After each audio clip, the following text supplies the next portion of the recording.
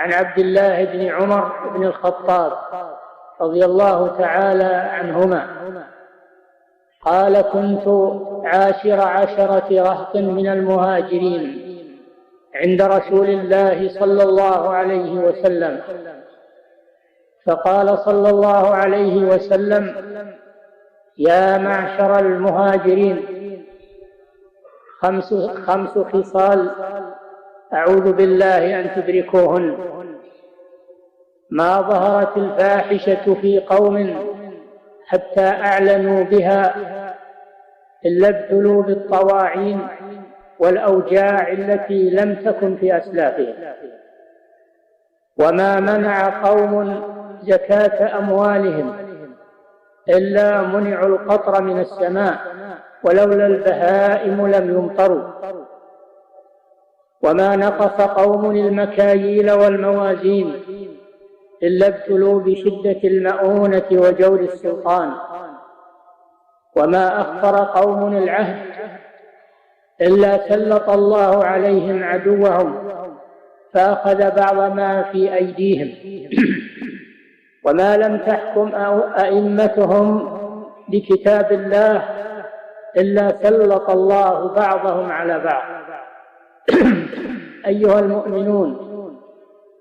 شواهد هذا الحديث ماثلة للعيان الآن،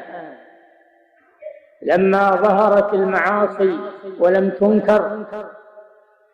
بل وجد من يشجع عليها بحرية الرأي وعدم التدخل في شؤون الناس كما يقولون. لما وجدت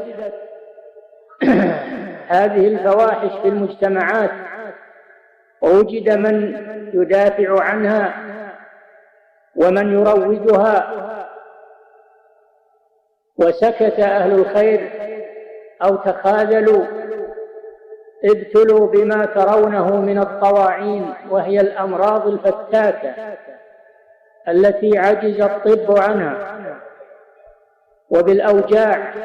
التي لم تكن في الأمم السابقة. وكم تسمعون من أمراض ما كانت موجودة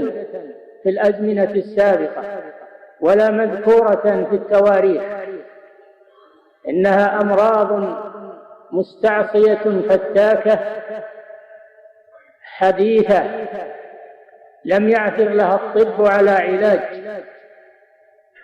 وهي كثيرة ومنتشرة في المجتمعات، وكل يوم يظهر نوع من أنواع الأمراض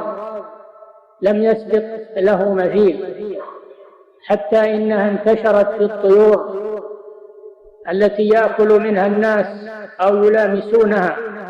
وانتشرت في الحيوانات التي يأكلون لحومها ويخالطونها، انتشرت في المياه، انتشرت في البيئات التي يسكن فيها الناس، حتى عجز الطب عنها رغم تقدمه ووفرته ورغم توفر الأدوية الكثيرة، فالأمراض تزداد وتحصد في الأرواح، والناس ينظرون إليها مبهوتين لا يستطيعون حيلة ولا يهتدون سبيلا.